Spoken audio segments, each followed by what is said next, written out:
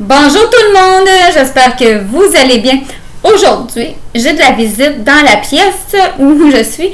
C'est ma petite fille, alors ça se peut que vous entendiez sa poupée parler ou bien non des bruits qu'elle fait parce qu'elle s'amuse. Alors, c'est ça.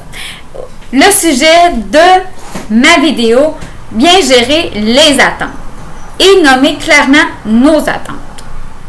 C'est important de dire à notre enfant qu'est-ce qu'on s'attend de lui dans telle ou dans telle situation.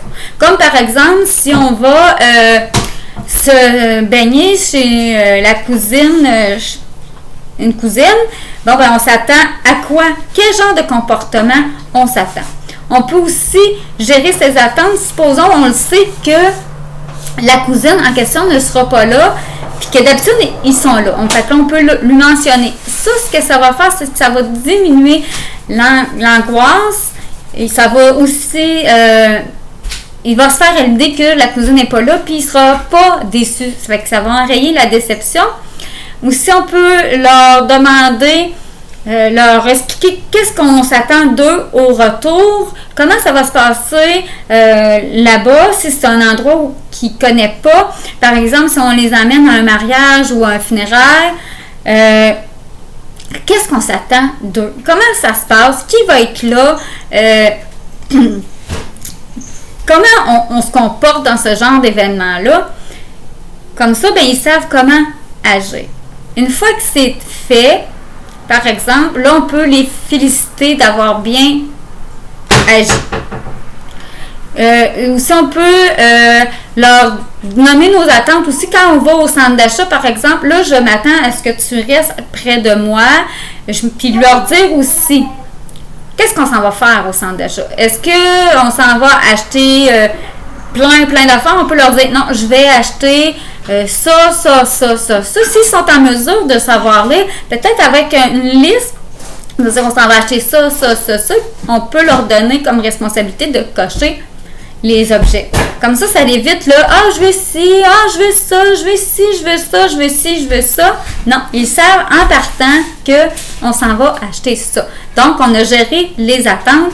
Ils savent qu'on s'en va pas acheter plein d'affaires. Supposons qu'on s'en va... à la ronde ou au zoo en sortie, mais là, on peut leur dire ce qu'on va faire. Bon, on s'en va visiter les animaux. Après ça, on va dîner. Puis après le dîner, on va faire encore des animaux pendant un certain temps. Puis là, après, on va aller jouer dans l'eau. Si on est capable de dire, mettons, on fait les animaux 1 heure, après ça, on va dîner une demi-heure, puis après ça, on va refaire les animaux pendant encore 1 heure, puis après, on va jouer dans l'eau 1 heure. C'est encore mieux. Comme ça, ben, on le sait, on a décrit notre journée. Ça va éviter, mais quand est-ce qu'on va jouer dans l'eau? Puis là, moi, je vais aller là, puis moi, je vais aller ici, puis je vais essayer ça. On peut aussi leur dire, tu auras le droit à un breuvage qui vendent dans les petites glaces-là. Tu as le droit à une seulement, ou tu n'as pas le droit du tout, ou ça va éviter plein de demandes. Comme ça. Parce que ça va être clair déjà au départ. Et puis, quel genre de comportement qu'on s'attend d'eux? Ben, on s'attend à ce qu'on soit tout le monde ensemble, on s'attend, quand on regarde des éléphants, on prend des photos. Qu'est-ce qu'ils doivent faire? Comment ils doivent agir? Ça va éviter qu'ils courent partout, qu'on les cherche, qu'on ne sait plus là, où est-ce qu'ils sont rendus, que la journée qui devait être une belle sortie devienne cauchemardesque. Alors, je pense que j'ai fait le tour sur gérer les attentes, nommer nos attentes.